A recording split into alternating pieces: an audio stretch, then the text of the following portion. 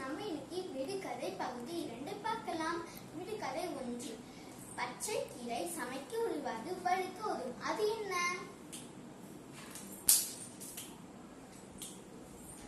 விடை பாசி. விடுகதை 2.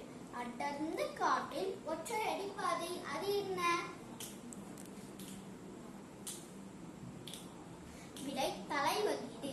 விடுகதை 3. ராஜா உண்டு, ராணியும் உண்டு, மந்திரியும் உண்டு, ஆனால் நாடு இல்லை, அது என்ன? விடை சீட்டுக்கட்டு.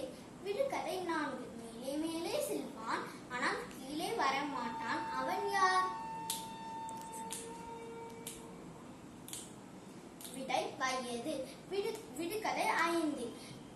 அனலில் பிறப்பான், ஆகாயத்தில் பறப்பான், அவன் யார்?